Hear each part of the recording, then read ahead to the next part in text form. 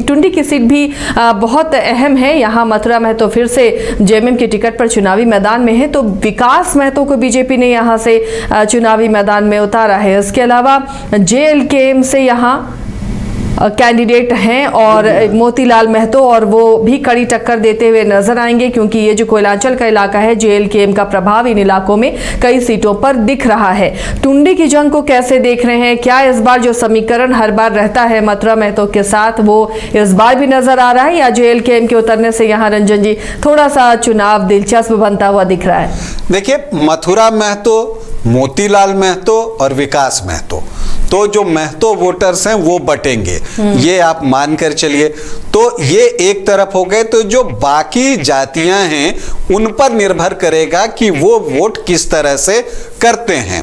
अब देखिए, मथुरा प्रसाद महतो एक अनुभवी नेता हैं, यहां से लगातार चुनाव जीतते रहे हैं। अब तक 3 बार जीत चुके हैं, 2005 में, 9 में और फिर 19 में।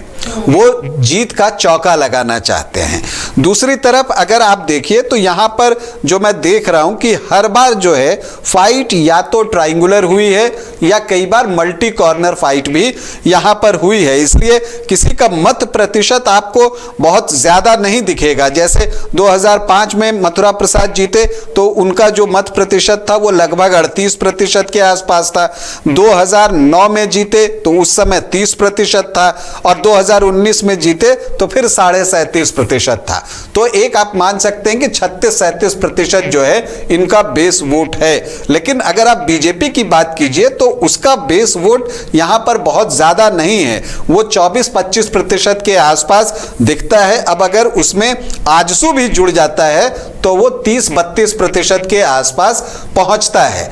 लेकिन इस बार जो है एक एंट्री जो है मोतीलाल महतो की भी हुई है, वो भी अपने हिस्से का वोट निकालना चाहेंगे। महतो वोटर्स तो निकाल लेंगे, और बाकी युवाओं को वो कितना अपील करते हैं ये एक बड़ा सवाल है, और इसी पर निर्भर करेगा कि ये मुकाबला त्रिकोणीय होगा या फिर ये आमने सामने की लड़ाई ही रह जाएगी।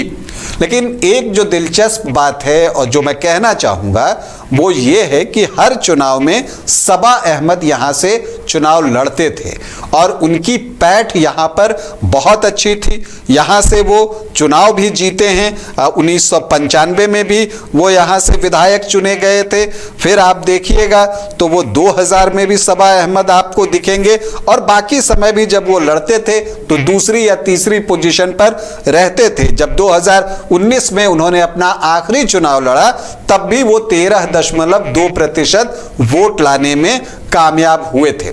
इस चुनाव में जो टुंडी क्षेत्र के 2 बड़े नाम हैं, सबा अहमद और राजकिशोर महतो, वो नहीं है क्योंकि दोनों का निधन हो गया है।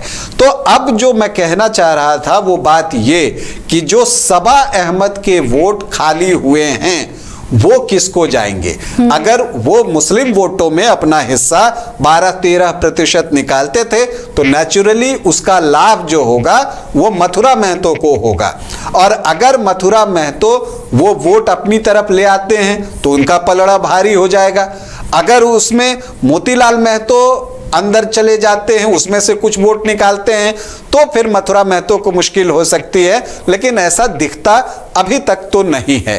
तो ऐसी परिस्थिति में जो टुंडी के समीकरण हैं वो ये बता रहे हैं कि जो मुख्य मुकाबला है वो मथुरा प्रसाद महतो और विकास महतो के बीच में है। मोतीलाल महतो यहां इसे त्रिकोणीय बनाने के लिए जी तोड़ कोशिश कर रहे हैं, लेकिन जो समीकरण है वो मथुरा प्रसाद महतो के पक्ष में दिखते हैं। तो स्लाइट एज यहां पर टुंडी में हमको मथुरा प्रसाद महतो को अभी देना होगा।